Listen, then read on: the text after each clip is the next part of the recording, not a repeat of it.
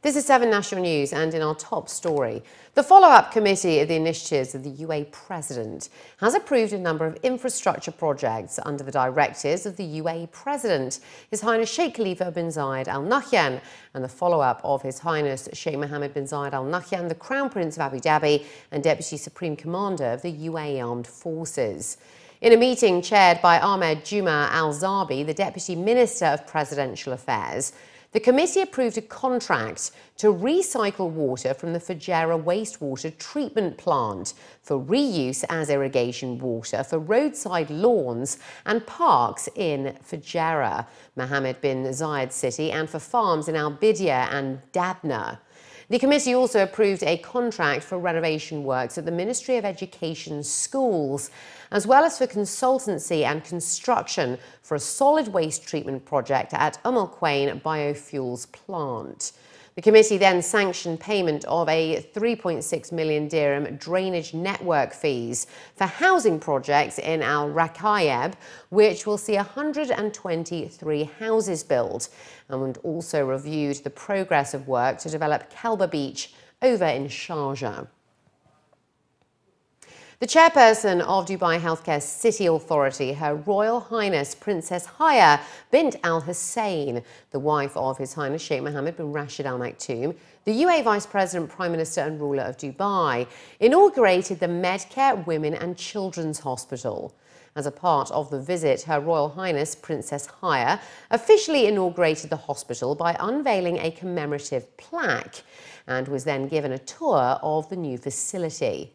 Dedicated to women and children, the hospital is the first tertiary hospital in the UAE to be 90% staffed by women.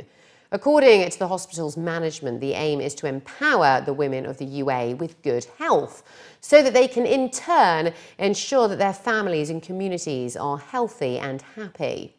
The inauguration also signified the launch of the hospital's Women for Women initiative, designed to inspire women and their families to embrace a happy, healthy lifestyle. The 100-bed hospital, spread over 90,000 square foot, has a range of specialists, including paediatric, obstetric, plastic surgery, ENT, and much more. Located on the Sheikh Zayed Road, the hospital is designed to ensure that the ambience and quality care makes the patient feel good and recover faster. The royal suites and deluxe rooms are equipped to support the whole process of recovery, backed by a wellness centre and a host of conveniences. So today we launched the Medcare Women and Children's Hospital. It is really our dream project because we wanted something very special, very unique to bring to this space in Dubai where the women feel comforted, they feel taken care of. So we wanted to bring together the entire medical expertise in this boutique facility where they have the best of care, best of medical expertise and best of infrastructure and the kindest, most compassionate people taking care of them where they feel safe and secure. And we were very blessed that we had the privilege of Her Royal Highness Princess Haya actually launching it and giving this as a tribute to the women of the world. So there are certain departments that we think that there is a real need for in this region. We do believe that Dubai as a city is promoting health tourism in a big way, and we do believe that a women's hospital like this, which has focus on areas such as plastic surgery, bariatrics, cosmetology, there is a big demand for patients coming from some of the GCC countries like Saudi, Qatar, Kuwait to come to a unique facility like this where they feel taken care of with the best medical care. Her Excellency Sheikha Lubna bin Khalid bin Sultan Al Kazmi, the founding board member of the Friends for Cancer Patients, has officially launched Zulekha Hospital's breast cancer screening and prevention campaign under the title of Pink It Now. Now in its 5th year, the campaign comes in line with the UAE government's health goal of decreasing cancer fatalities by 18% by 2021 and is being undertaken in collaboration with the Pink Caravan, which is an FOCP initiative, highlighting the importance of early detection, regular checkups and dispelling myths that surround the disease. Her Excellency Sheikha Lubna emphasised how awareness campaigns make all the difference when it comes to disease prevention and the promotion of health, as early detection and timely treatment can reduce fatalities up to 98%. Dr. Pamela Munster, a cancer expert from the University of California in San Francisco, who's also the campaign's chief ambassador since its inception, revealed that nearly 1.7 million new cases of breast cancer were diagnosed in 2012. And in the Middle East and North Africa alone, breast cancer amounts to 30% of all cancer cases, adding that they encourage both men and women to get screened, as awareness leads to early detection, and early detection saves lives. The RTA has announced that the public can now use Knoll cards to pay for the water bus at all of Dubai Marina's 4 stations. Knoll cards will now work from the Marina Promenade, Marina Walk, Marina Mall and Marina Terrace stations. According to Mansour Al-Falassi, the RTA's Marine Transport Director, previously Knoll cards could only be used to pay for water buses at Dubai Creek. However, growing demand at the marina has led the RTA to enable the use of Knoll cards. He also revealed that between January to August this year, 348,658 people travelled on water buses.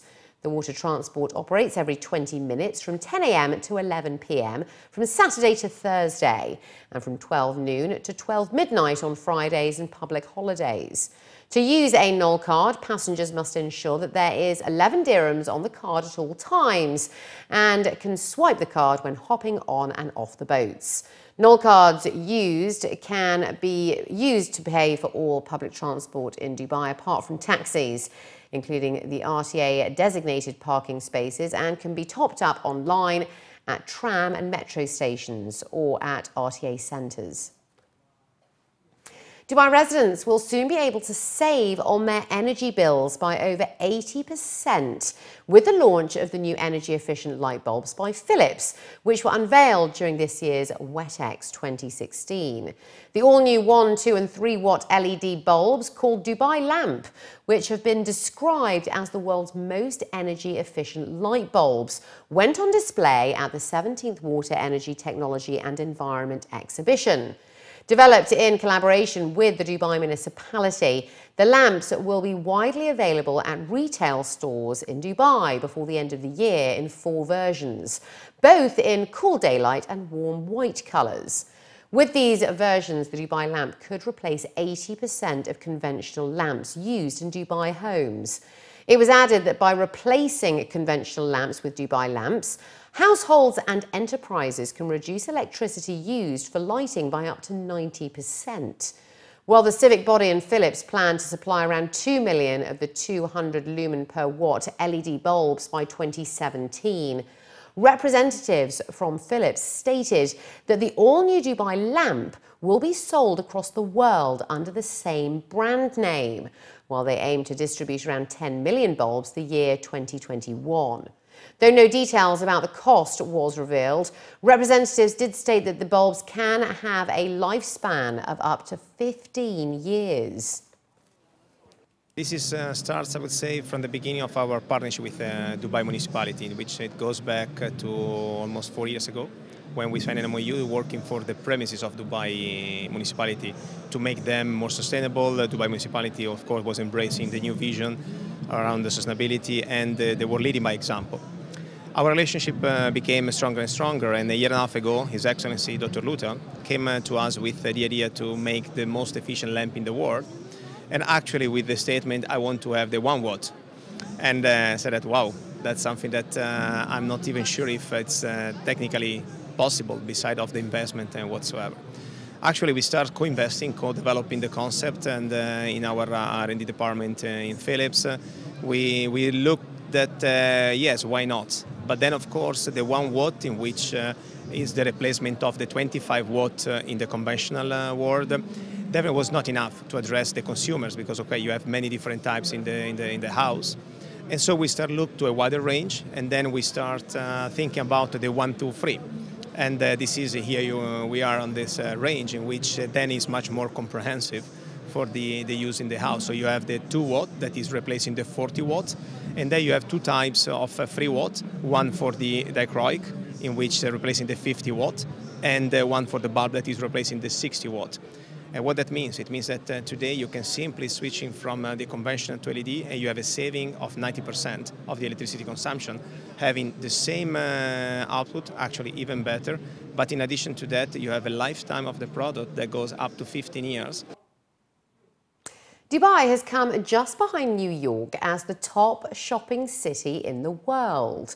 According to a reader's survey by popular travel website Condé Nast Traveller, New York came top of the list, which the site describes as dense with options, and all budgets will find a way to spend a little too much money. Dubai came in second, which it states has redefined the mall experience with the Mall of the Emirates, the world's first shopping resort, complete with an indoor ski slope. It added that the Dubai Mall's Fashion Avenue delivers an alphabet soup of big deal designers. And the sheer volume of gold on display at the Gold Souk, a covered market that includes dozens of jewellery stores, is blinding. It's actually a glittering oasis in the desert. Chicago comes in third, whose shopping scene it describes as extending far beyond one thoroughfare. Venture into Wicker Park for a less crowded day spent with your credit card. You'll find everything from home decor at Province to designer clothing at P45 to all the titles on your reading list at Myoptic Books. Other cities that features among the top 5 include Hong Kong and Santa Fe. And finally, looking to other news now, Dubai residents will now have the chance to get the much-desired celebrity look, as celebrity cosmetic surgeon Jason Diamond will bring his non-surgical facelift to Dubai's clinics. At a press briefing, the popular TV icon on Dr. 90210, Jason Diamond, revealed plans to teach surgeons based in Dubai the techniques of his non-surgical and in-office facial sculpting procedure. Costing between $5,000 to $30,000 US.